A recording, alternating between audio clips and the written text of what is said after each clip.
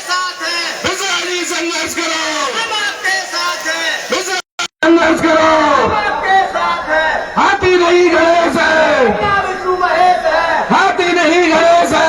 अपना विष्णु महेश है। ब्राह्मण संघ बजाएगा, हाथी लखनऊ जाएगा, ब्राह्मण संघ बजाएगा। हाथी लखनऊ जाएगा। बहन कुमारी मायावती जी, जिंदाबाद जिंदाबाद, बहन कुमारी मायावती जी, जिंदाबाद जिंदाबाद, बहुजन समाज पार्टी, जिंदाबाद जिंदाबाद, बहुजन समाज पार्टी, जिंदाबाद जिंदाबाद, बहुजन समाज पार्टी। जिंदाबाद जिंदाबाद। सब जन के सम्मान में, एसपी मैदान में, सब जन के सम्मान में, एसपी मैदान में, सब जन के सम्मान में। एसपी मैदान में। हाथी नहीं गणेश है, अपना विष्णु महेश है, हाथी नहीं गणेश है। अपना विष्णु महेश है। ब्राह्मण संघ बजाएगा, हाथी लखनऊ जाएगा, ब्राह्मण संघ बजाएगा। हाथी लखनऊ जाएगा। सब जन के सम्मान में, एसपी मैदान में, सब जन के सम्मान में। एसपी मैदान में। बीएसपी की क्या पहचान, नीला झंडा हाथी निशान, बीएसपी की क्या पहचान, नीला झंडा हाथी निशान, बीएसपी की क्या पहचान। नीला झंडा हाथी निशान। बहन कुमारी मायावती जी, जिंदाबाद जिंदाबाद, बहन कुमारी मायावती जी, जिंदाबाद जिंदाबाद, बहन कुमारी मायावती जी। जिंदाबाद जिंदाबाद, बहुजन समाज पार्टी, जिंदाबाद जिंदाबाद, बहुजन समाज पार्टी, जिंदाबाद जिंदाबाद, बहुजन समाज पार्टी। जिंदाबाद जिंदाबाद। सब जन के सम्मान में, एसपी मैदान में, सब जन के सम्मान में, एसपी मैदान में, सब जन के सम्मान में। एसपी मैदान में। बहुजन समाज पार्टी, जिंदाबाद जिंदाबाद, बहुजन समाज पार्टी। जिंदाबाद जिंदाबाद, बहन कुमारी मायावती जी, जिंदाबाद जिंदाबाद, बहन कुमारी मायावती जी। जिंदाबाद जिंदाबाद। मिश्रा जी संघर्ष करो, हम आपके साथ हैं, मिश्रा जी संघर्ष करो, हम आपके साथ हैं, मिश्रा जी संघर्ष करो। हम आपके साथ हैं। सतीश चंद्र मिश्रा जी। जिंदाबाद जिंदाबाद। मैं आदरणीय चौधरी धर्मवीर सिंह जी से निवेदन करूंगा कि डाइस पे आए और अपने विचार रखें।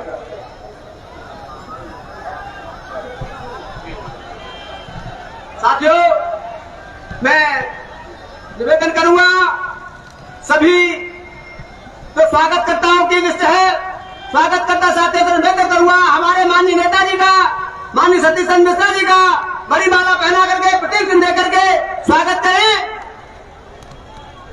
डॉक्टर अविन शर्मा से अनुरोध करूंगा कि वो आए और बड़ी माला पहना करके और वो प्रतीक चिन्ह भेंट करके माननीय शर्मा जी का स्वागत करें, माननीय मिश्रा जी का स्वागत करें।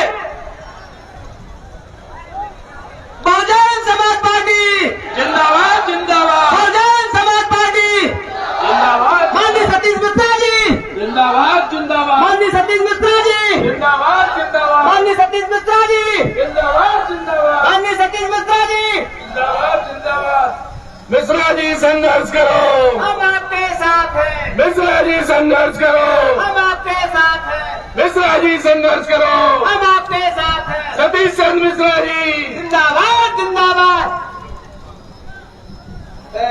स्वागत की कड़ी को आगे बढ़ाते हुए मैं निवेदन करूंगा डॉक्टर अविन शर्मा जी के पिताजी से कि वो भी प्रतीक चिन्ह भेंट करके माननीय सतीश चंद्र मिश्रा जी का स्वागत करें।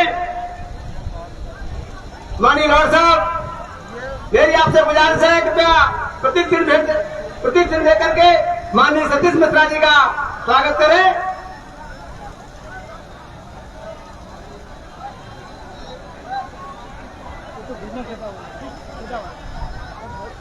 साथियों, सभी साथी बैठने का गश्त करेंगे भैया। सभी साथियों से मेरा अनुरोध और अपील है कि बाबा सभी साथी बैठने का काम करें, अपनी अपनी जगह ले लें और शांति व्यवस्था बनाए रखें।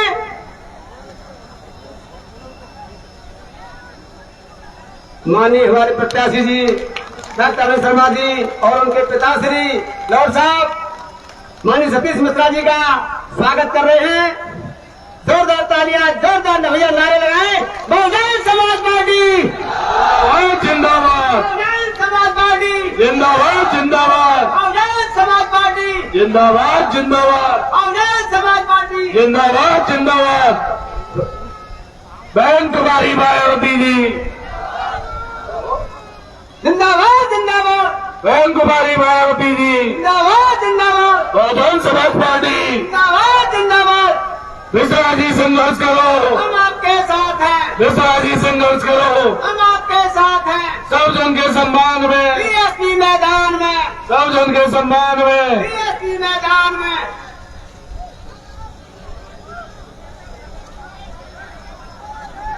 मैं निवेदन करूंगा डॉक्टर अविन शर्मा जी से कि माननीय मंत्री जी नुकुल दुबे जी का स्वागत कर रहे हैं। माननीय डॉक्टर अविन शर्मा से अनुरोध करूंगा कि नुकुल दुबे जी का स्वागत करें। बहुजन समाज पार्टी जिंदाबाद, बहुजन समाज पार्टी, जिंदाबाद जिंदाबाद, बहुजन समाज पार्टी, जिंदाबाद जिंदाबाद, बहुजन समाज पार्टी, जिंदाबाद जिंदाबाद, बहुजन समाज पार्टी, जिंदाबाद जिंदाबाद, कुमारी मायावती जी, जिंदाबाद जिंदाबाद।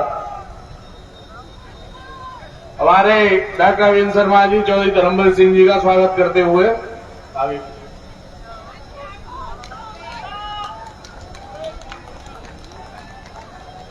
हमारे प्रत्याशी अविन शर्मा जी, आदरणीय सूरज सिंह जी जो मुख्य जन कोऑर्डिनेटर है, उनका स्वागत करते हुए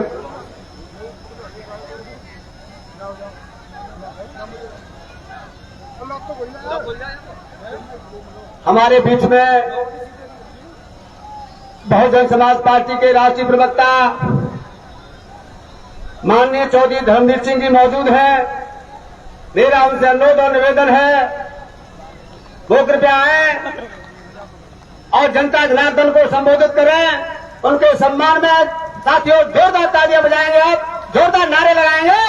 Bahujan Samaj party, Bahujan Samaj party, Bahujan Samaj party. Chaudhary Dharmveer Singh ji.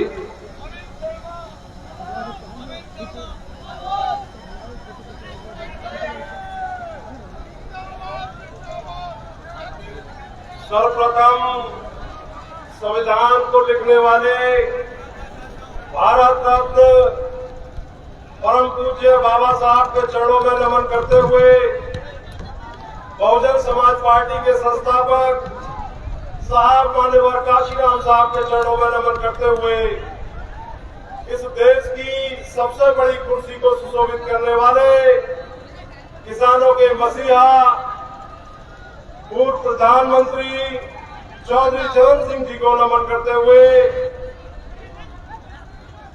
Bahujan Samaj party की राष्ट्रीय अध्यक्षा, इस प्रदेश की 4 बार मुख्यमंत्री रही, 5वीं बार इस प्रदेश की मुख्यमंत्री बनने वाली हम सबकी नेता आदरणीय बहन कुमारी मायावती जी को अपना नेता और आदर्श मानते हुए आज इस जनपद हाथरस की सादाबाद विधानसभा में,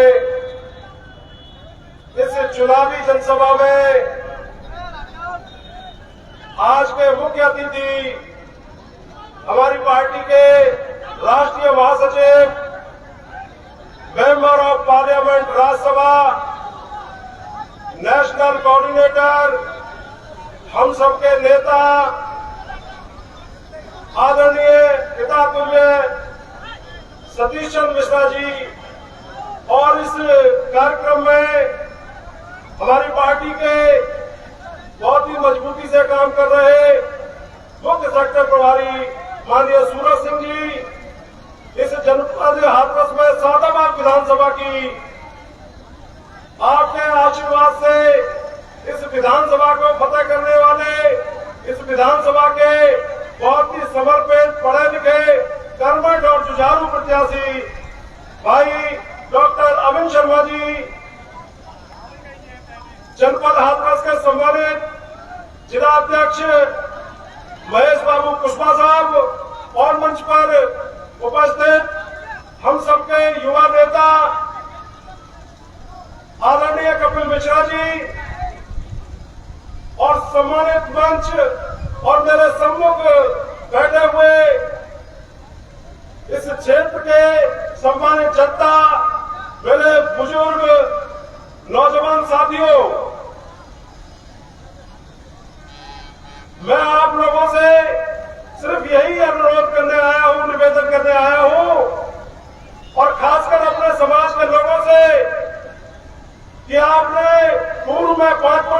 सरकारों को देखा है, आदरणीय बहन कुमारी मायावती जी के नेतृत्व में जो 7 से 12 की सरकार थी उसको भी आपने देखा है।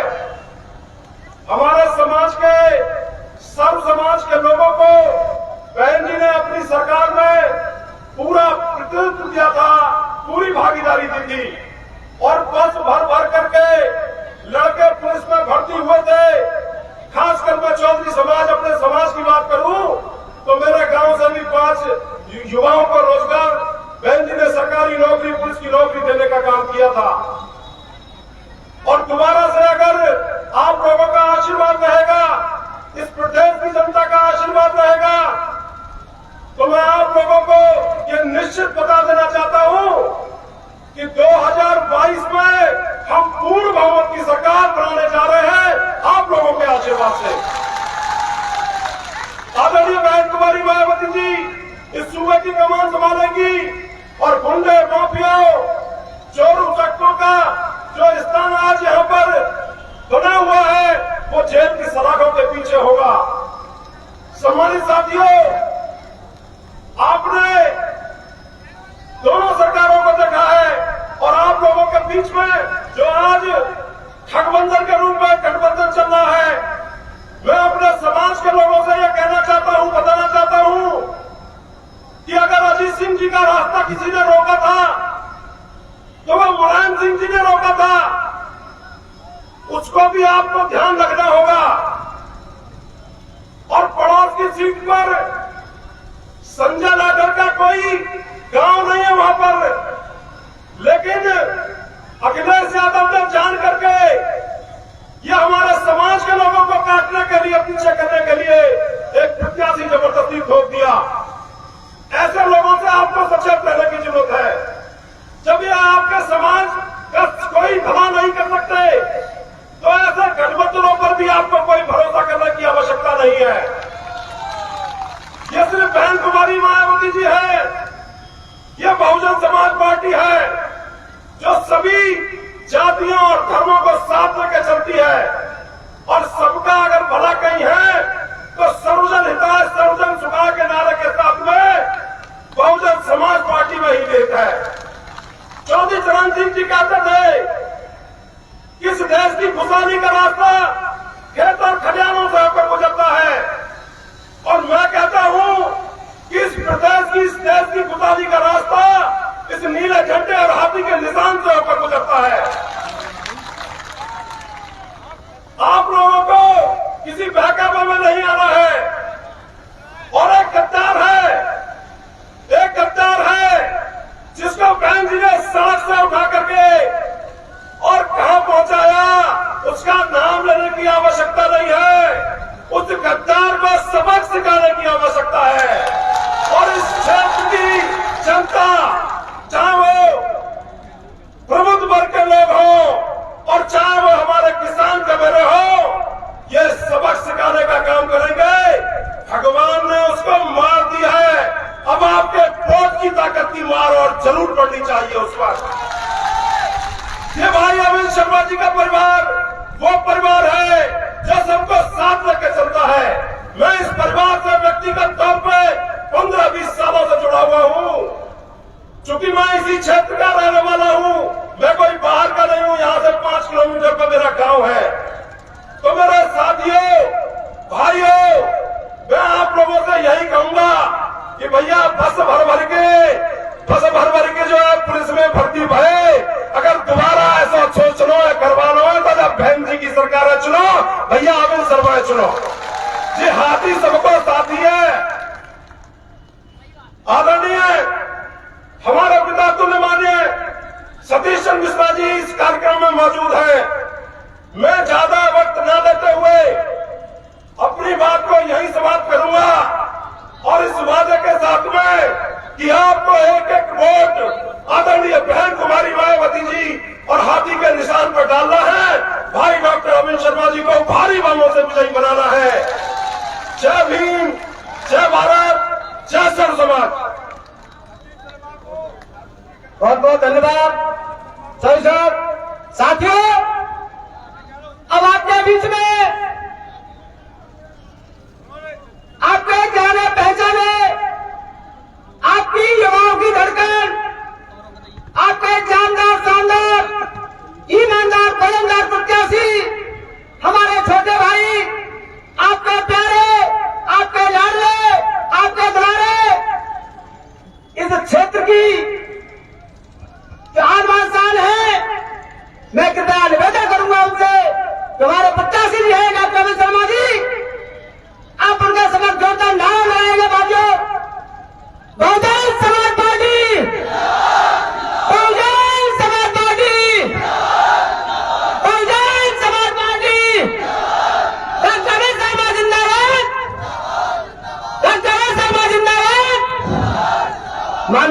शर्मा जी।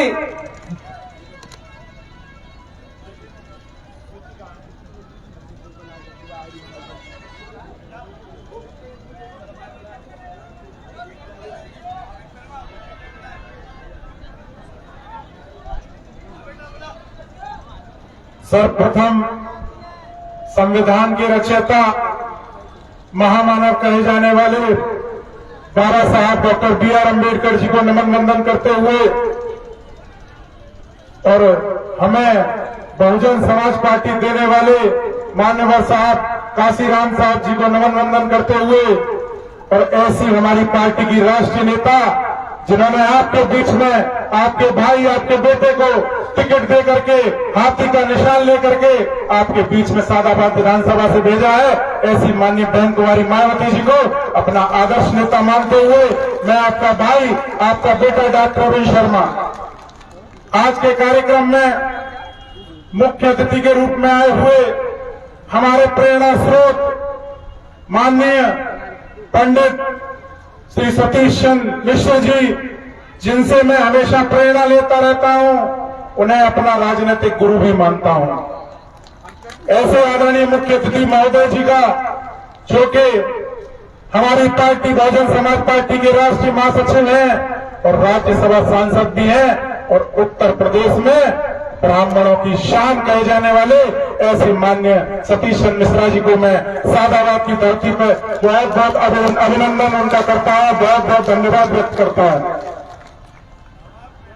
और हमारे पूर्व मंत्री माननीय श्री नकुल दुबे जी मेरे बड़े भाई, चौधरी धर्मवीर सिंह जी राष्ट्रीय प्रवक्ता बहुजन समाज पार्टी और श्री कपिल मिश्रा जी जो हमारे युवा पीढ़ी की शान है, युवाओं को मार्गदर्शन देने का जो काम करते हैं, ऐसे मेरे भाई कपिल मिश्रा जी, श्री महेश बाबू कुशवाहा जी, माननीय सूरज सिंह जाटव जी जो हमारे अलीगढ़ मंडल के मुख्य सेक्टर प्रभारी हैं, आदरणीय दामोदर सिंह प्रधान जी मुख्य सेक्टर प्रभारी, आदरणीय जेपी सागर जी और मेरे पिताजी माननीय उमाशंकर शर्मा लॉर्ड साहब जिन्होंने हाथरस की राजनीति में बड़े बड़े नेताओं को जन्म देने का काम किया, ऐसे मेरे माननीय पिताजी को मैं प्रणाम करता हूं। और आज के कार्यक्रम की अध्यक्षता कर रहे मेरे पूज्य नाना जी पंडित श्री कृष्ण शर्मा जी पूर्व प्रधान लोधई वाले, उनको मैं बहुत बहुत नमन वंदन करता हूं, चरण स्पर्श करता हूं। श्री विजय सिंह सिकरा जी विधानसभा अध्यक्ष, माननीय श्री दिनेश भारती जी, माननीय प्रमोद आजाद जी, माननीय जलालुद्दीन जी, माननीय दिनेश देशमुख जी, माननीय डप्पू गौतम जी, माननीय रवि चौधरी जी, माननीय गुलबहार जी, माननीय पवन यादव जी, माननीय चेतन कुमार जी, भगवान सिंह कुशवाहा जी, माननीय बरल गौतम जी जो हमारे वार्ड नंबर 20 से जिला पंचायत सदस्य हैं, मेरे भाई युवा भाई जो हमें ऊर्जा प्रदान करते रहते हैं, ऐसे भाई सौरभ कुरैशी जी, हाकिम सिंह प्रधान जी,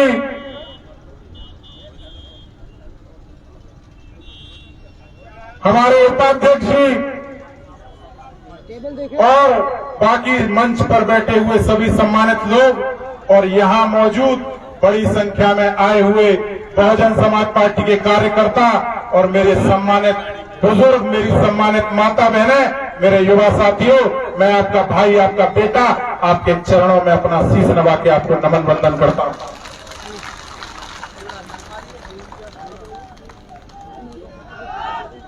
मुझे माननीय बहन जी ने आशीर्वाद दिया और माननीय सतीश चंद्र मिश्रा जी ने आशीर्वाद दे करके आपके बीच में एक किसान को और एक पढ़े लिखे व्यक्ति को जो कि डॉक्टर है, ऐसे व्यक्ति को चुनाव लड़ाने के लिए आपके बीच में भेजा है।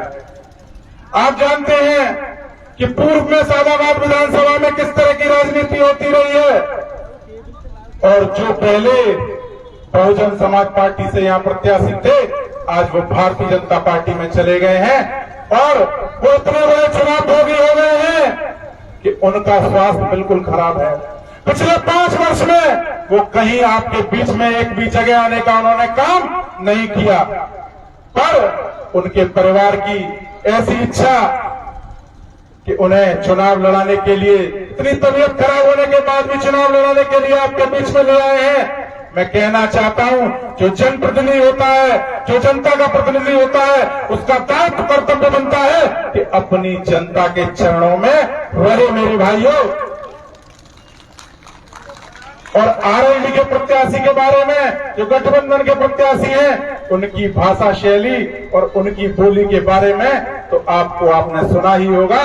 वो कह रहे थे कि हमारे कार्यकर्ताओं पे कोई उंगली उठाएगा तो हम हाथ काट देंगे, कोई आंख दिखाएगा तो आंख निकाल लेंगे। अगर ऐसी भाषा कोई जनप्रतिनिधि जो चुनाव लड़ रहा हो, वह व्यक्ति चुनाव से पहले ऐसी भाषा बोले तो आप जानते हैं ऐसा व्यक्ति समाज का भला नहीं कर सकता है मेरे भाइयों।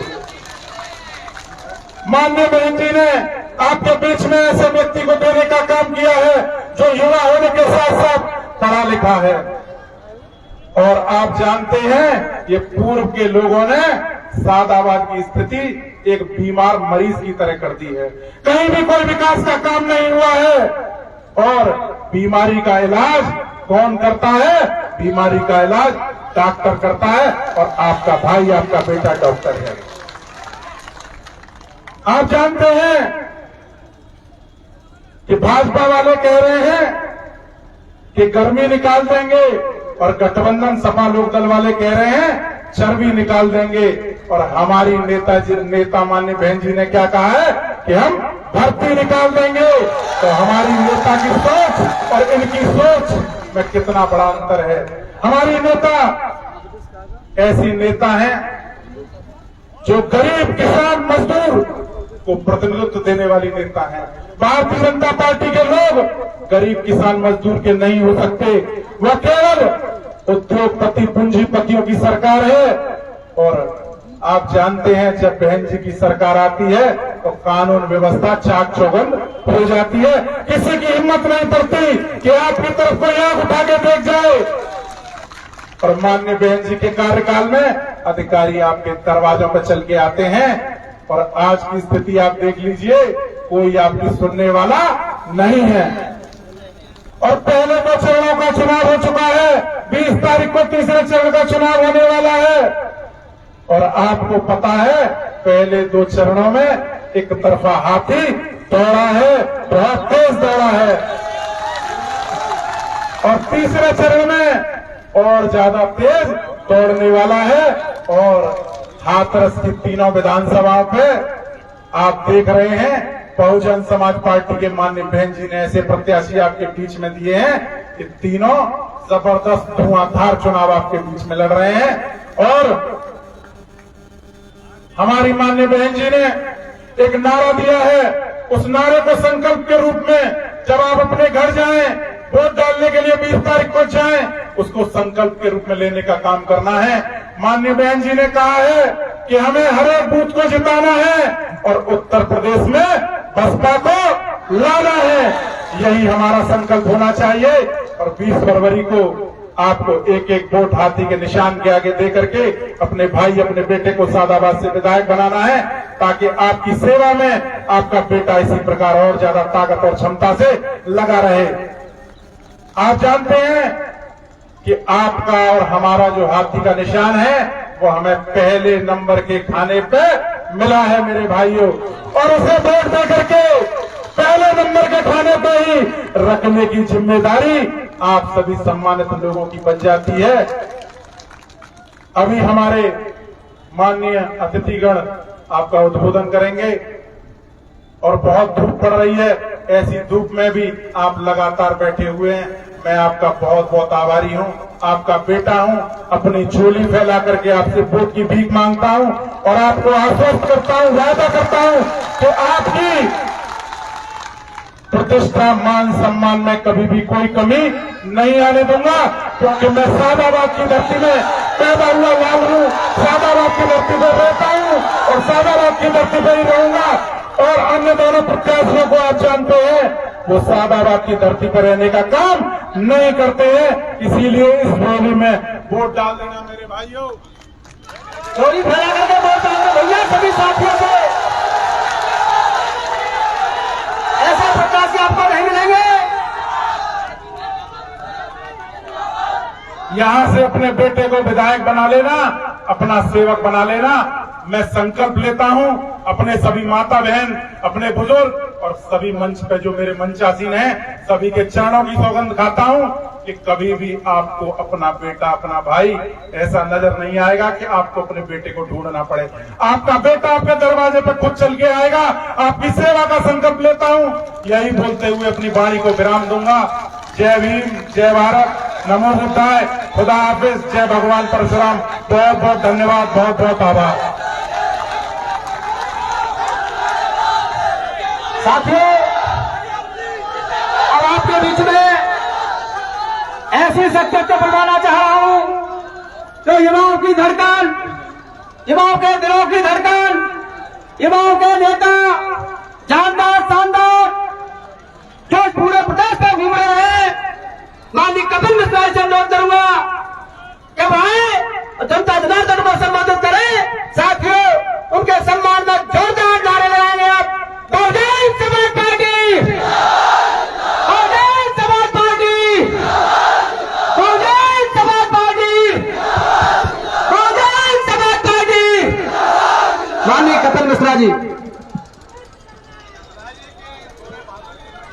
यहाँ मंच पे उपस्थित सभी गणमान्यजनों को और खास तौर से जो दूर दूर से हमारे आदरणीय पिताजी के विचार सुनने और समझने आप सब लोग जो आए हैं, आप सभी को मेरा दिल से सादर प्रणाम। साथियों, हमें आदरणीय बहन जी के कार्यकाल के वक्त को याद करने की जरूरत है। उस समय सभी लोग कितने सुरक्षित थे, खास तौर से इस प्रदेश की महिलाएं। आदरणीय बहन जी से अच्छा महिलाओं का दुख दर्द और कोई नहीं समझ सकता है। उनका शासनकाल खत्म हो गई, यहाँ गुंडा राज शुरू हो चुका है और जिसमें सबसे ज्यादा उत्पीड़न इस प्रदेश की महिलाओं के साथ हो रहा है। साथियों, पिछले 10 साल से इस सरकार ने और इसकी पिछली सरकार ने इस प्रदेश की जनता के साथ और खास तौर से युवाओं के साथ सिर्फ और सिर्फ धोखा देने का काम किया है। इस सरकार ने तो 2 करोड़ नौकरियां देने का वादा किया था, लेकिन उसके बदले 2 करोड़ नौकरियां छीनने का काम किया है। साथियों, कोरोना काल के वक्त जो लोग बेरोजगार हुए थे या दूसरे प्रदेशों से मजबूरी के कारण अपने प्रदेश वापस अपना काम वाम छोड़ के वापस आना पड़ा था, उनको आज तक रोजगार नहीं मिला है। और जब हमारे युवा साथी अपनी रोजगार की मांग लेके इस सरकार के पास जाते तो ये सरकार बदले में सिर्फ और सिर्फ उनको लाठी और डंडे ही देती है। साथियों, वक्त आ गया इनके असली चेहरे को पहचानने का। आरक्षण के नाम पे भी ये सरकार सिर्फ और सिर्फ धोखा देने का काम कर रही है। साथियों, चाहे रेलवेज हो या और कोई सरकारी यूनिट्स हो, एक एक करके सब ये प्राइवेट कंपनियों के हाथों में बेच रही है और ये हर कोई अच्छे से जानता है प्राइवेट ऑर्गेनाइजेशंस में कोई आरक्षण नहीं चलता है। तो किस बात की सरकारी नौकरी और किस बात का हमारे युवाओं का सुरक्षित भविष्य। वही आदरणीय बहन जी जमीनी तौर पे काम करती हैं। उन्होंने अपने कार्यकाल के वक्त 23,50,000 युवाओं को नौकरियां दी थी। साथियों, आजकल ये सरकार और भारतीय जनता पार्टी सिर्फ और सिर्फ झूठ और झूठ के बल पे ही चल रही है, बल्कि मैं तो कहता हूं बीजेपी का पूरा फॉर्म ही बदल देना चाहिए। बीजेपी का फुल फॉर्म भारतीय झूठा पार्टी कर देना चाहिए। सिर्फ और सिर्फ हमारे प्रदेश के और इस देश के युवाओं के साथ खासतौर से इन्होंने धोखा और झूठ बोलने का ही काम किया है। साथियों, आजकल सोशल मीडिया का जमाना है। हर कोई, चाहे बड़े से बड़ा शहर हो या छोटे से छोटा शहर, हर कोई सोशल मीडिया के माध्यम से हर कहीं जुड़ा हुआ है, और जिसका सबसे दुराचार और सबसे गंदा उपयोग कोई जो कर रहा है वो भारतीय जनता पार्टी करती है, सिर्फ और सिर्फ अपने झूठे प्रचार और प्रसार फैलाने में। मेरा आप सबसे अनुरोध होगा कि आप सब लोग सोशल मीडिया के माध्यम से इनका खुल के, इनके दुर्विचारों का और दुष्प्रचारों का खुलकर विरोध करें, और सोशल मीडिया के माध्यम से हमसे जुड़े, और जो लोग अपनी तकलीफें सरकार तक नहीं पहुंचा पा रहे वो सोशल मीडिया के माध्यम से हम तक अपनी तकलीफें पहुंचाएं। और मैं इस बात की गारंटी देता हूं कि आपकी एक एक तकलीफ नोट की जाएगी और आदरणीय बहन जी तक पहुंचाने का काम मैं करूंगा। और आदरणीय बहन जी ने यह आश्वासन दिया है कि सरकार बनते ही वो सबसे पहले इस प्रदेश के युवाओं के दुख दर्द और उनकी तकलीफों का समाधान करने का पूरा प्रयास करेंगी। साथियों, मेरे पास बातें बहुत हैं, लेकिन आप सब लोग दूर दूर से इस कड़कती धूप में मेरे आदरणीय पिताजी के विचार सुनने समझने आए हैं, तो मैं आपका ज्यादा वक्त नहीं लूंगा। लेकिन एक बात जरूर कहना चाहूंगा कि मैं आपके बीच पहली बार आया हूं, लेकिन ये आखिरी बार नहीं है। मुझे दोबारा आना पड़ेगा, 5 बार आना पड़ेगा, 10 बार आना पड़ेगा। मैं आपके बीच आता रहूंगा और आपके युवाओं की तकलीफों का साथ में समाधान करने की पूरा कोशिश करने के लिए कंधे से कंधा मिला के आपके साथ खड़ा रहूंगा। और अंत में यही कहना चाहूंगा कि इनके इस धोखे और बहकावे में नहीं आना है। युवाओं से ये एक बार दोबारा मैं अपील करना चाहूंगा, क्योंकि अभी से कुछ 1-2 महीने पहले इस सरकार ने, मैंने सुनने में आया था कि मोबाइल फोन और टैबलेट हमारे स्कूल के बच्चों को मोबाइल फोन बांटे थे, कुछ 5-10 हजार रुपए के, और कॉलेज जाते हुए बच्चों को। लेकिन सवाल मैं इनसे पूछना चाहूंगा, इस सरकार से पूछना चाहूंगा कि ये लोग अभी से 2 साल पहले कहाँ थे, जब कोरोना काल के चलते सारे स्कूल बंद थे और हमारे गरीब बच्चे जो मजबूरी के कारण अपने घर से, जिनको पढ़ाई करनी थी और मजबूरी के कारण मोबाइल फोन और ये सब ना होने के कारण घर से ये अपनी पढ़ाई नहीं कर पाए और अपनी पढ़ाई में 2 साल पहले पीछे हो गए, तो तब इनको हमारे गरीब बच्चों की याद नहीं आई थी कि तब ये मोबाइल फोन दे देते, तब वो ताकि अपने घर से पढ़ाई कर पाते। ये सब इनका दिखावा है। चुनाव पास आते ही ये हमारे युवा बच्चों के कॉलेज जाते, स्कूल जाते, उनके वोट खरीदने की प्रयास है। लेकिन ये आप भूल गए कि इस प्रदेश के युवा अब बहुत समझदार हो चुके हैं और इनके इस दिखावे और झूठी बातों में नहीं आने वाले हैं। और जैसे कि एक खराब नल जिससे पानी टपक रहा हो, तो आप कब तक साफ करेंगे? अगर कीचड़ होने से रोकना है तो नल को ही बदलने की जरूरत होती है। उसी तरह अब वक्त आ गया है कि इस सरकार को बदलने की और हाथी का बटन दबा के आदरणीय बहन जी के हाथों को और मजबूत करने की, ताकि आप अपनी खुद की सरकार यहाँ बना सके। और आप सबका यहाँ जो जोश और जो भीड़ उमड़ी है, और आपका जोश देख के ये बात तो सुनिश्चित हो गई है कि हमारे आदरणीय शर्मा जी विधानसभा तो आ ही रहे हैं और आदरणीय बहन जी 5वीं बार इस प्रदेश की मुख्यमंत्री बन के आने जा रही हैं। साथियों, इन्हीं बातों के साथ मैं आप सबसे आज्ञा लेना चाहूंगा, लेकिन बस ये कहना चाहूंगा, आज जो आप यहाँ हमारे आदरणीय पिताजी के विचार सुने या औरों के जो विचार सुने समझे, उनको यहाँ छोड़ के नहीं जाना है, उनको अपने साथ लेके जाना है, समझ के जाना है और घर घर जाके आपको ये बातें पहुंचानी है और बता देना है कि अब किसी से डरने और दबने की जरूरत नहीं है, क्योंकि आदरणीय बहन जी आने जा रही हैं। और सबको बता देना है कि आप खुद अपनी सरकार बनाने जा रहे हैं। इन्हीं बातों के साथ मैं आप सबसे आज्ञा लेना चाहूंगा। जय भीम, जय भारत, जय परशुराम। बहुत बहुत धन्यवाद कपिल मिश्रा जी। आपने तो गागर में सागर भर दिया। साथियों, मिटा दो अपनी हस्ती को, मिटा दो हस्ती को। अगर मर्तबा चाहो दाना खाक में मिलकर गुलो गुलजार होता है। साथियों, श्रृंखला को आगे बढ़ाते हुए आपके बीच में जाने माने पहचाने माननीय मंत्री जी को बुलवाने से पहले मैं आप लोगों से कहूंगा कि आप जोरदार उनके स्वागत में नारे लगाएंगे। बहुजन समाज पार्टी। अभी आपकी आवाज कम है, ये कानपुर तक पहुंची है, आपके बाद लहर तक पहुंचनी चाहिए और योगी के कानों में गूंजनी चाहिए। मेरे मित्र आप जोरदार से नारे लगाएंगे। Bahujan Samaj party, Bahujan Samaj party, Bahujan Samaj party. आदरणीय माननीय नकुल दुबे जी पूर्व मंत्री जी आए और जनता जनार्दन को संबोधित करें। माननीय सभी संतों गुरुओं को नमन करते हुए परम पूज्य बाबा साहब भीमराव अम्बेडकर जी एवं बहुजन समाज पार्टी के संस्थापक माननीय कांशीराम साहब को श्रद्धा सुमन अर्पित करते हुए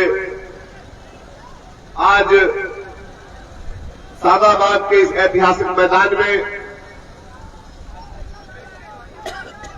अपने भाई, अपने मित्र और एक जुझारू साथी भाई अवन शर्मा जी को विधायक के रूप में देखने की तमन्ना लिए हुए इस भव्य समारोह के मुख्य अतिथि बहुजन समाज पार्टी के राष्ट्रीय महासचिव, हम सबके मार्गदर्शक, हम सबके प्रेरणा स्रोत, परम आदरणीय सम्मानित सांसद राज्यसभा माननीय सतीश चंद्र मिश्रा जी, मंच पर विराजमान श्री सूरज सिंह जाटव जी, मंच पर विराजमान मेरे छोटे भाई कपिल मिश्रा जी, सम्मानित श्री धीरेन्द्र चौधरी जी और हमारे यहाँ पर अवन शर्मा के पूजनीय पिताजी और भी हमारे सम्मानित बड़े बुजुर्गों भाई शिवाकांत शर्मा जी, सामने की ओर बैठे हुए सम्मानित बड़े बुजुर्गों, मेरी माताओं बहनों, मेरे नौजवान साथियों और बहुजन समाज पार्टी के जाबाज सिपाहियों, 2 मिनट का समय आप सबका लेना चाहता हूं।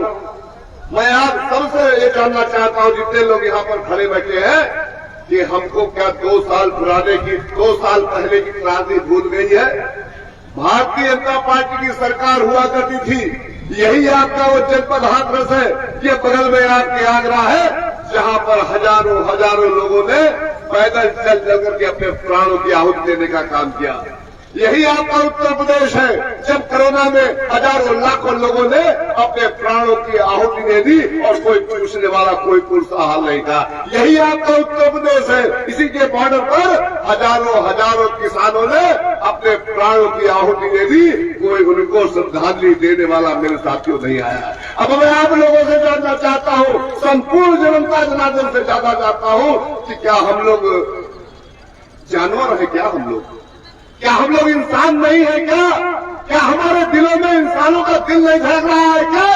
अगर ऐसा है तो आप लोगों से मैं जानना चाहता हूं कि बताइए, 2022 में 23 तारीख को हमको बदला लेना चाहिए कि नहीं लेना चाहिए? 20 तारीख को, क्षमा करिएगा, 20 तारीख को, आज आपकी 18 तारीख है।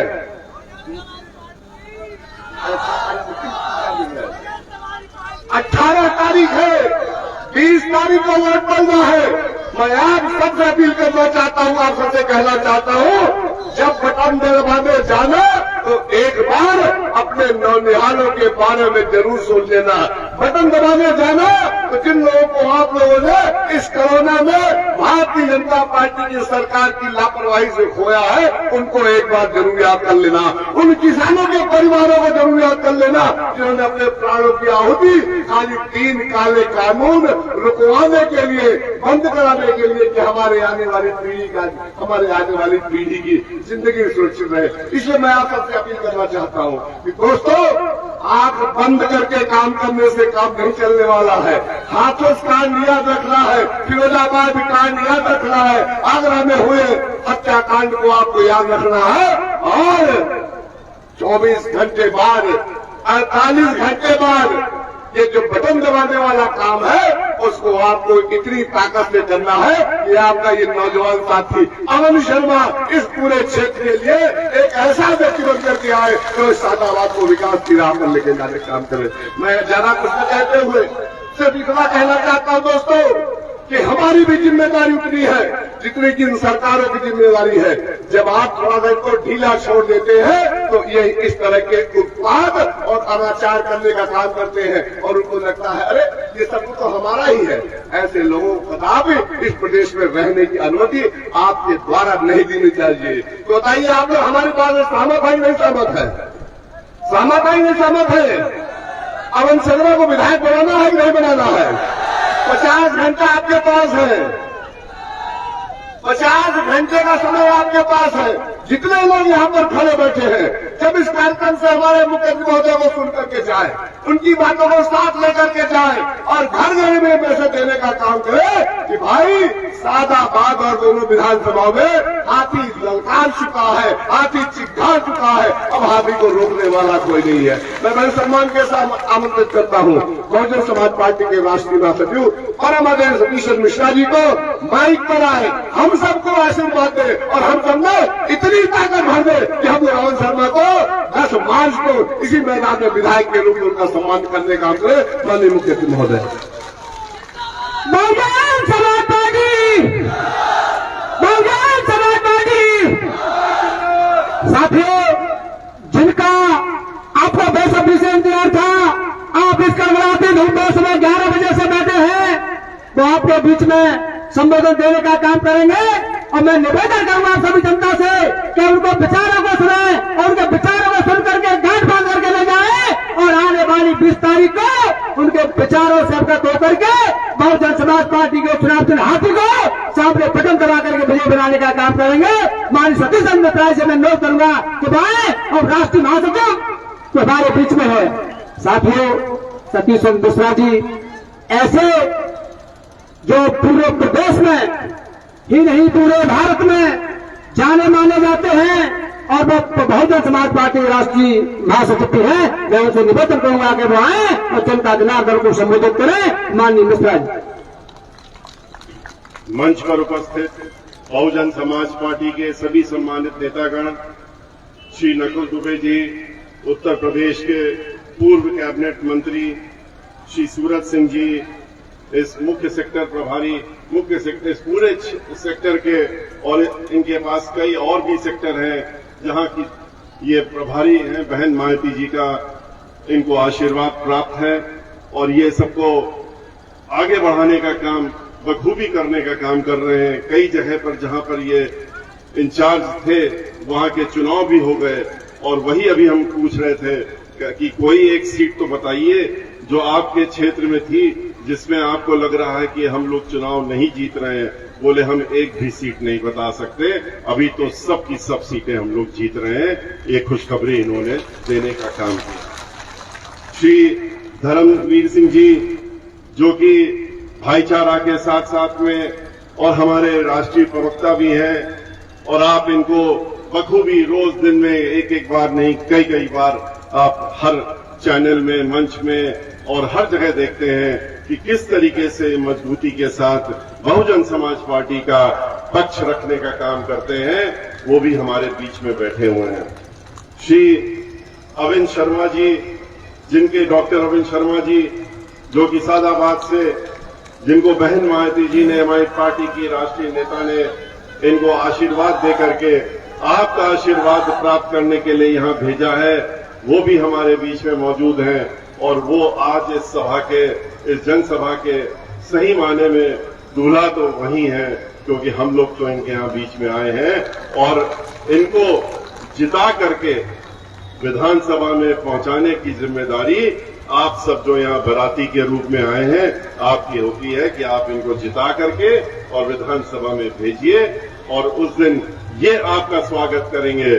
और जीत करके आने के बाद आपके बीच में आपका स्वागत करने की जिम्मेदारी श्री डॉक्टर अविन शर्मा जी की होगी।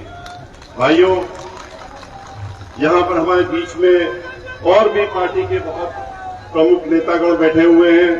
हम सभी का नाम इसके पहले लिया जा चुका है, इसलिए हम उनको दोबारा दोहराना नहीं चाहेंगे, क्योंकि आप लोग यहाँ बहुत समय से बैठे हुए हैं और इस मौसम में हालांकि धूप भी है लेकिन मौसम अच्छा भी है। ऐसा नहीं है जिसमें कि आप लोगों को तकलीफ इतनी हो कि आप यहाँ बैठ ना पाए, लेकिन आप लोग इसके बावजूद भी इस तरह का मौसम है, आप यहाँ इतनी बड़ी संख्या में इकट्ठा हुए हैं, इसके लिए मैं आपको बहुत बहुत दिल से धन्यवाद देना चाहता हूँ और आभार व्यक्त करता हूँ, क्योंकि आपकी इस भीड़ को देख करके, आपके इस जोश को देख करके हम लोगों का जोश बढ़ता है, हम लोगों की हिम्मत बढ़ती है।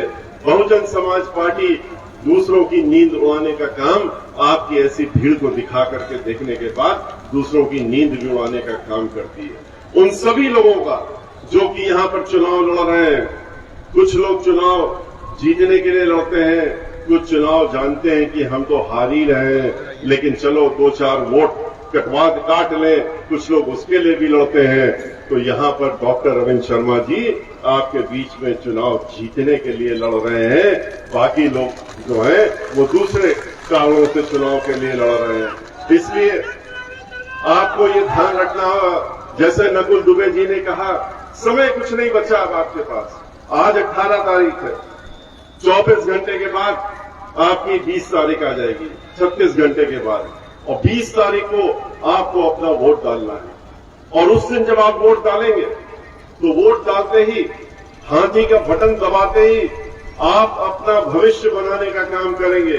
आप अपना ही भविष्य नहीं बनाएंगे, अपने साथियों का, इस जनपद का, इस विधानसभा का और अपने परिवार वालों के साथ में, अपने जानने वालों के साथ में, अपने आने वाली पीढ़ी का भी भविष्य आप 20 तारीख को बटन दबा करके बनाने का काम करेंगे।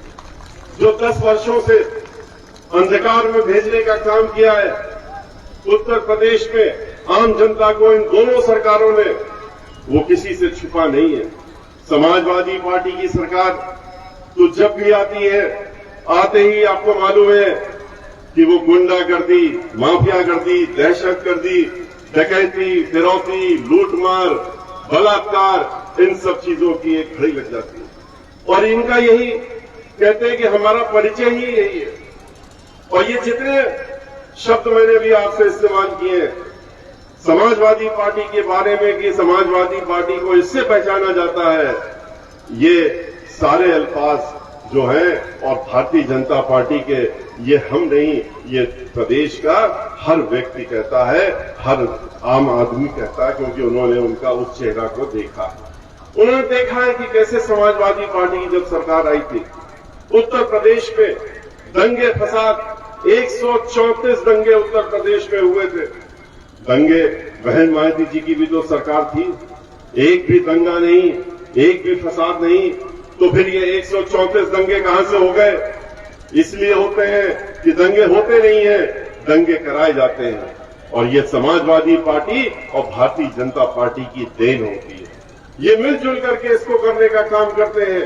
ये दोनों ही पार्टियां जो है आपस में मिली होती हैं और ये दंगे मिला कराने के लिए आपस में योजना बना के काम करते हैं, मिल बैठ करके काम करते हैं।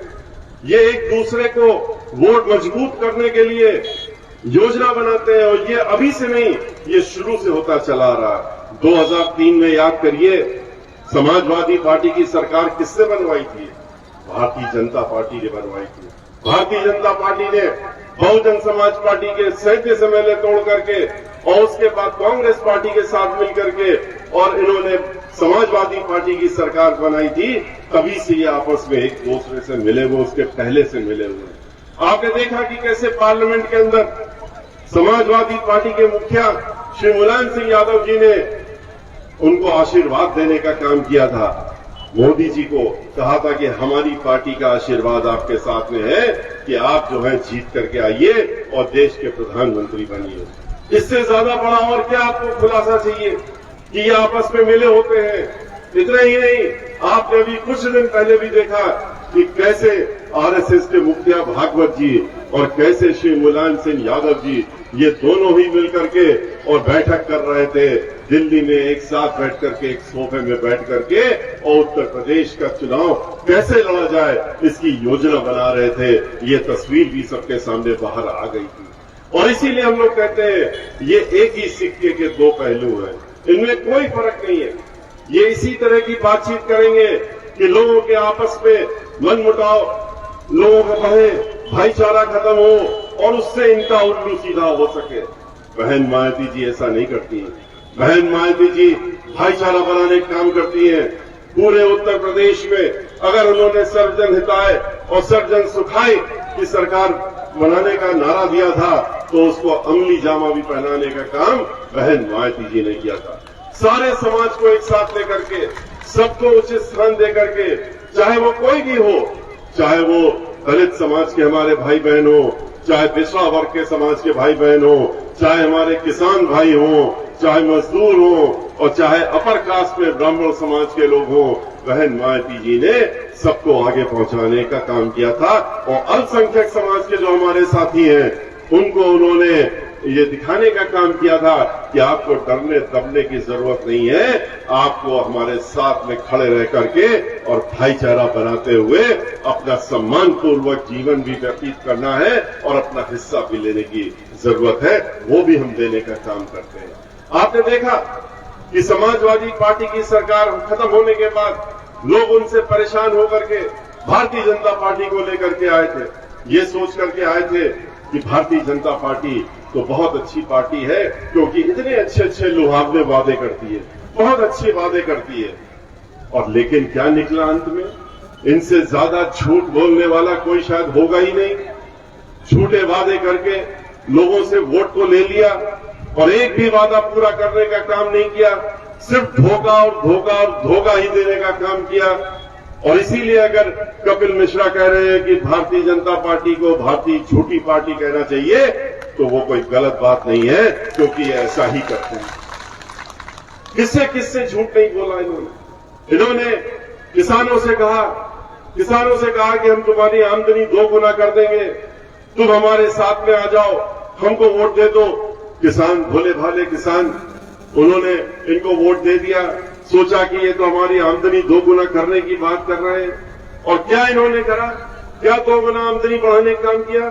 अभी जब चुनाव आ गया, चुनाव आने के 1 महीना पहले 25 रुपए गन्ने के दाम बढ़ाने का काम किया और इसके अलावा बढ़ाने का काम नहीं किया। लेकिन इसके पहले समाजवादी पार्टी ने 35 रुपए गन्ने का दाम बढ़ाने का काम किया था। बहन मायावती जी ने, जब उनकी सरकार थी 2007 से 12, तो उन्होंने 25 रुपए और 35 रुपए नहीं बढ़ाए थे। उन्होंने तो कोई वादा भी नहीं किया था, लेकिन किसान चूंकि उनके दिल में बसते हैं, उनके दिल में बसता है, तो इसलिए उन्होंने उनकी समस्याओं को समझते हुए उसको दूर करने के लिए उन्होंने जरूर 2 गुना करने का काम किया था।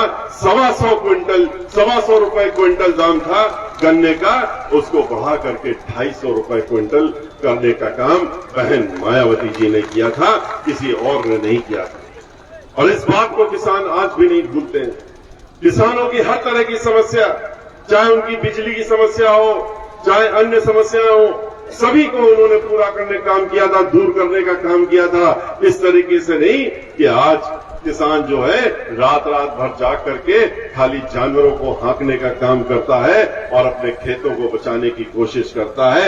इस भारतीय जनता पार्टी ने तो उनको वहां पर बैठालने का काम किया। ये भारतीय जनता पार्टी ने किसानों से इतना ही नहीं किया, उन्होंने उनके ऊपर 4 कानून ला दिए। 4 ऐसे कानून ला दे, काले कानून, जिसका विरोध हम लोगों ने पार्लियामेंट के अंदर से लेकर पार्लियामेंट के बाहर तक बहुजन समाज पार्टी ने किया। श्री धर्मवीर जी उसके अगुवा रहे, बहुत जगह उन्होंने जाके आंदोलन में उन्होंने भी भाग लिया था, किसानों के बीच में गए, किसानों को बताने का काम किया। हम लोगों ने पार्लियामेंट के अंदर बताने का काम किया, पार्लियामेंट के बाहर करने का काम किया कि ये कैसा कानून लाए हो तुम। किसान उस कानून को समझ गया।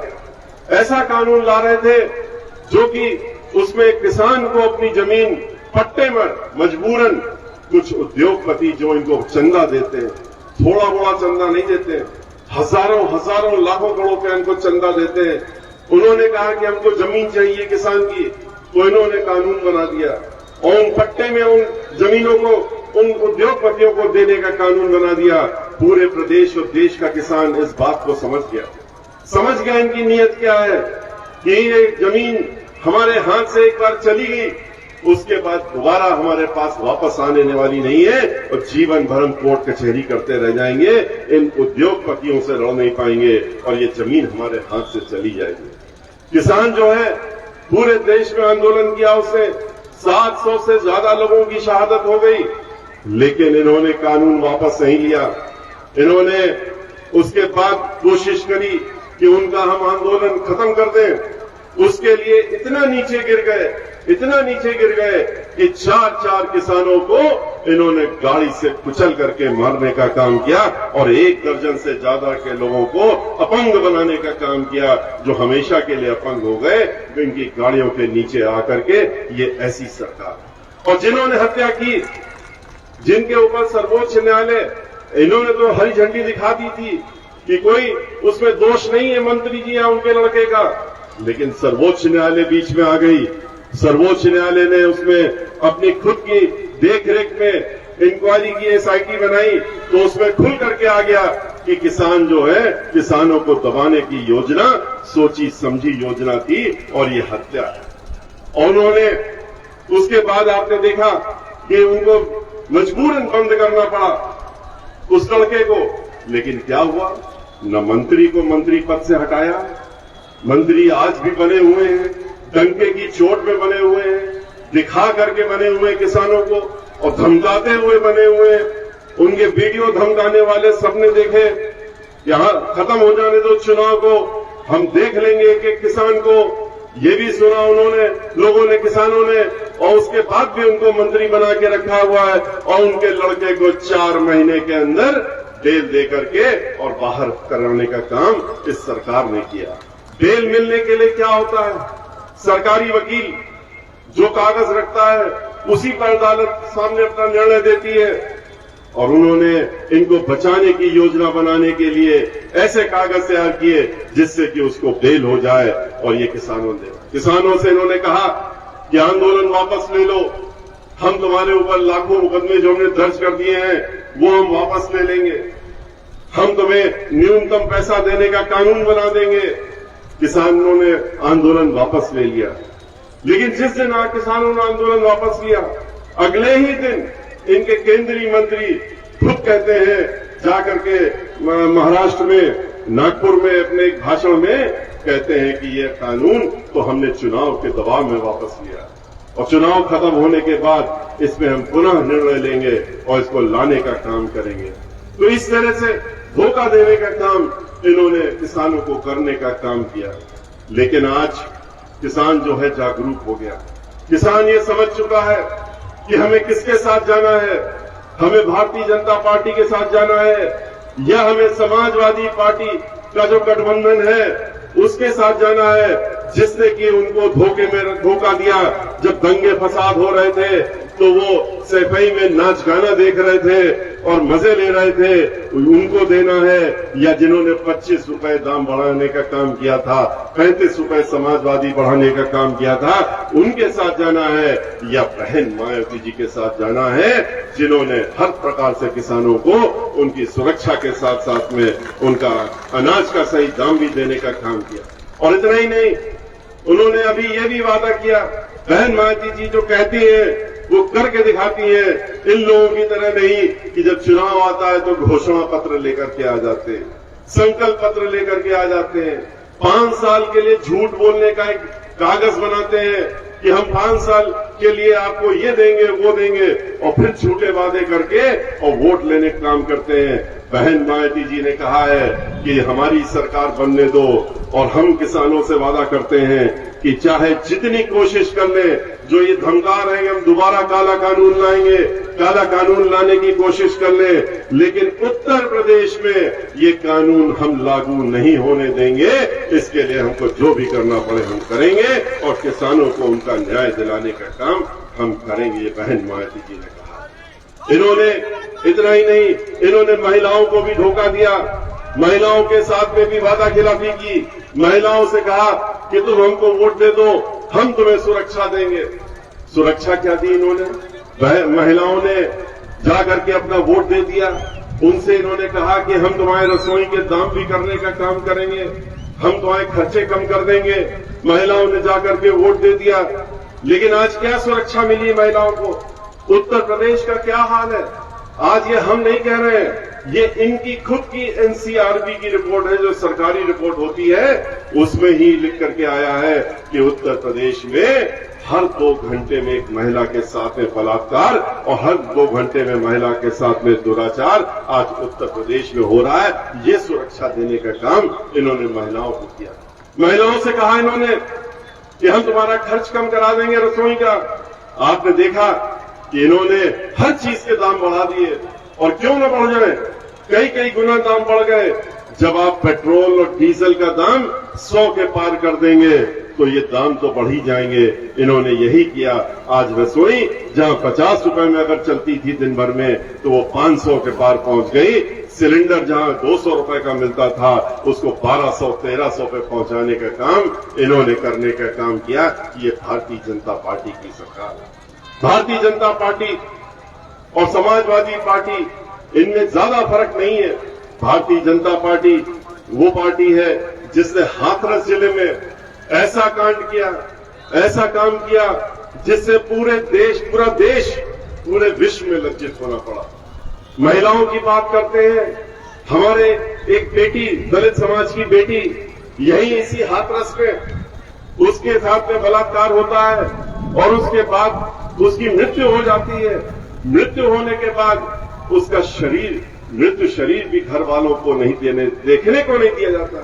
देना तो छोड़िए, उनकी मां, घर वाले सब रोते रहे, बिलखते रहे। उनको ताले में बंद कर दिया गया, सिक्चे में बंद कर दिया गया और कहा गया कि नहीं, इनका मृत्यु शरीर इनको नहीं दिया जाएगा।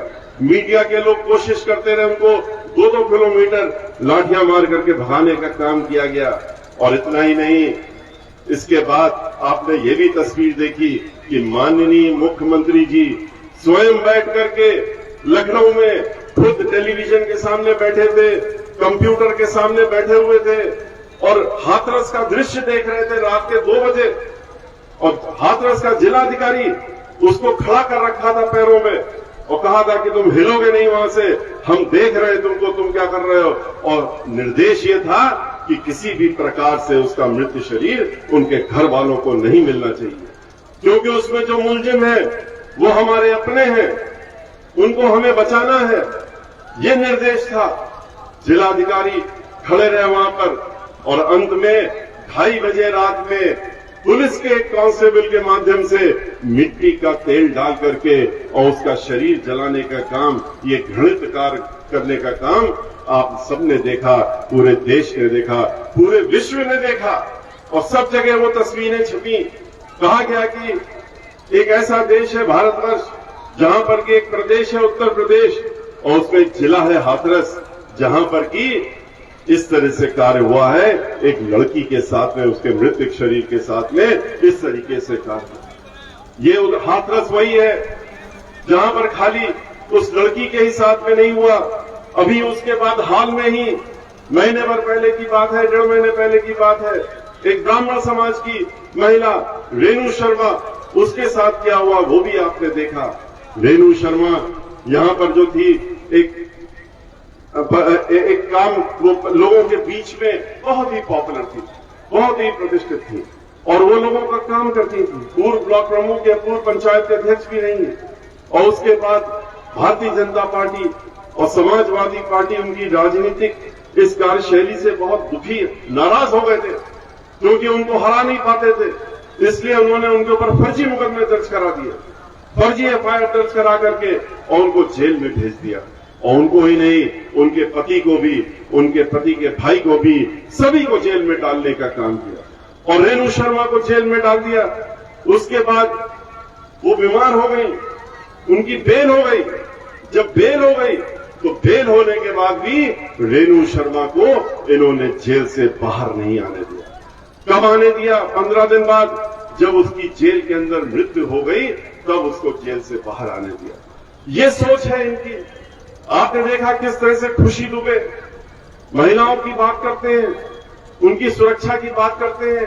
खुशी दुबे 16.5 साल की लड़की, एक ब्राह्मण समाज की लड़की, जिसकी शादी 1.5 दिन पहले हुई थी, उसके हाथों की तो मेहंदी भी नहीं सूखी थी और उसके बाद उसके पति को मारा, उनके और लोगों को मारा और उस लड़की को जेल में उठा करके डाल दिया, उठा ले गए। उसके साथ साथ में घर में जो काम करने वाली महिला थी, जिसकी 6 साल की लड़की थी, 3 साल का लड़का था, उनको भी उठा ले गए और जेल में बंद कर दिया। और खुशी दुबे को आज तक जेल में रखा है। आज 20वां महीना चल रहा है, लेकिन उसको जेल से बाहर नहीं आने दे रहे, क्योंकि मुख्यमंत्री का कार्यालय और मुख्यमंत्री स्वयं उस मुकदमे की देख रेख कर रहे हैं। उस पर चाहे फर्जी कागज लगाने पड़े, कुछ भी करना पड़े, उनका निर्देश है कि किसी भी प्रकार से खुशी दुबे को भी बाहर नहीं आना चाहिए। अगर आना है तो जैसे रेणु शर्मा का अंत में मृत्यु शरीर आया है, उसी तरीके से उसको जेल से बाहर आने के लिए वो इंतजार कर रहे हैं। लेकिन हम आपसे कहना चाहते हैं कि इस तरह के अन्याय जो उन्होंने किए हैं और इन सरकारों में हुए हैं, उनका हिसाब लेने का समय आ गया है। बहुजन समाज पार्टी की जब सरकार बनेगी, बहन मायावती जी 5वीं बार मुख्यमंत्री बनेंगी, तो इन सब चीजों का हिसाब किताब होगा और खुशी दुबे जेल से बाहर आने का काम सरकार बनते ही होने होगा, ये भी निश्चित है। इतना ही नहीं, आपने देखा किस तरह से खुश होते हैं ये, किस तरह से खुश होते हैं। कहते हैं कि ब्राह्मण समाज अपनी पीठ थपथपाते हैं, मंच से कहते हैं, खुलेआम इनके नेता बोलते हैं। ब्राह्मण समाज को जब ये गालियां बकते हैं और उनको गरियाने का काम करते हैं, तो पीठ थपथपा के कहते हैं कि अरे हमने तो 100 एनकाउंटर करा दिए ब्राह्मण समाज के, 500 से ज्यादा हत्याएं हो गई उत्तर प्रदेश में। गिनती और नाम बताने का काम करते हैं और फिर खुश होते हैं, कहते हैं इनको हमने सबक सिखाने का काम किया है और अब की बार हमारी सरकार आने दो, इसके बाद देखना और क्या क्या करेंगे। ये भी धमकी खुले मंच से देने का काम करते हैं। इनके एमपी कहते हैं, राज्यसभा के एमपी हैं, मीडिया के लोगों से कहते, जब उन लोगों ने प्रश्न किया कि अब की बार क्या करोगे, पूरा उत्तर प्रदेश में तो 14 से 16% ब्राह्मण समाज है, वो आपके नाराज होकर आपके खिलाफ हो गया है बीजेपी के साथ में, आप क्या करने जा रहे हो? तो कहते हैं कोई चिंता की बात नहीं है, ये ब्राह्मण समाज के लोग ससुरे जाइएगा। ये हरिद्वार दुबे जी के शब्द हैं, मीडिया में उठा के देख लीजिएगा, यूट्यूब में डाल के देख लीजिएगा, उनके नाम से देख लीजिएगा कि ये ससुरे जाएंगे कहाँ, इनको तो हमारे ही पीछे पीछे आना है। ये शब्द उनके हैं। लेकिन उनको ये मालूम होना चाहिए कि आज खाली ब्राह्मण समाज नहीं, आज खाली अल्पसंख्यक समाज के लोग नहीं, आज पछड़े वर्ग के समाज के लोग नहीं, आज दलित समाज के ही लोग नहीं, आज सर्व समाज के लोग जो हैं, उन्होंने मन बना लिया है कि अब की बार आने वाला जो चुनाव है, आपके यहाँ 20 तारीख को तीसरे चरण का है, 23 तारीख को चौथे चरण का है, 27 तारीख को 5वें चरण का है और 3 तारीख को छठा और फिर 7 तारीख को 7वां है। उस दिन जिस तरीके से पहले 2 चरणों में लोगों ने आकर के और हाथी के बटन को दबा करके एक तरफा वोट देने का काम किया है, बहन मायावती जी को 5वीं बार संकल्प लेकर के मुख्यमंत्री बनाने का वोट देने का काम किया है। अब की बार इनको सबक जब 10 तारीख को बहन मायावती जी कुर्सी पर बैठेंगी मुख्यमंत्री के रूप में, तब मिलने का काम होगा। इन्होंने देखा आपने बेरोजगार लोगों का कितना मजाक उड़ाया, बेरोजगार नवयुवकों से कहा कि हम तुम्हें नौकरी देंगे, तुम हमको वोट दे दो, हम तुमको 2 करोड़ नौकरियां देंगे। और फिर क्या किया, भद्दा मजाक। जब नहीं दिया, उन्होंने आंदोलन किया, देते कैसे नौकरी, कहां से नौकरी लाते, नौकरियां तो सब बंद कर दी हैं, सरकारी नौकरियां सब खत्म कर दी, जहां जहां जितने सार्वजनिक उपक्रम थे उनको बेचने का काम किया, अपने अपने जो चहेते उद्योगपतियों हैं उनके आधे दामों में बेचने का काम किया, चाहे वो बैंक तक बेच दिए घोटाले करके, चाहे ऑयल कंपनियां हो, चाहे रेलवे हो, चाहे तेल बनाने की कंपनियां हो, चाहे हवाई जहाज बनाने की कंपनियां हो, और चाहे जितनी भी सरकारी कंपनियां हो जो आपकी संपत्ति थी, एक एक करके उनको बेचने का काम किया, जहां पर लोग लाखों लाख संख्या में नौकरी पाते थे। उत्तर प्रदेश के अंदर जहां नौकरियां मिलती थी, उनको नौकरियों का काम जो था वो ठेकेदारों को दे दिया, चाहे वो नगर निगम हो, नगर पालिका हो, ब्रिज कॉर्पोरेशन हो, चाहे पीडब्ल्यूडी हो, चाहे इरिगेशन डिपार्टमेंट हो, जल संस्थान हो और चाहे ब्रिज कॉर्पोरेशन हो, इन सारे स्थानों पर इन्होंने, जहां पर लाखों की संख्या में लोग नौकरी पाते थे, उनको खत्म करने के लिए इन्होंने ठेकेदारों को दे दिया। और जब नौजवानों ने आंदोलन किया, सचिवालय को घेरने का काम किया तो उनको क्या मिला? उनको लाठियां मिली, उनके सर फोड़े गए, उनके सर से खून बहे और उसके बाद उनसे कहते हैं कि नौकरी तो नहीं दे सकते। तुम्हें पहले ही समझ लेना था कि ये 15 लाख जैसे हमने कहा था हर गरीब के खाते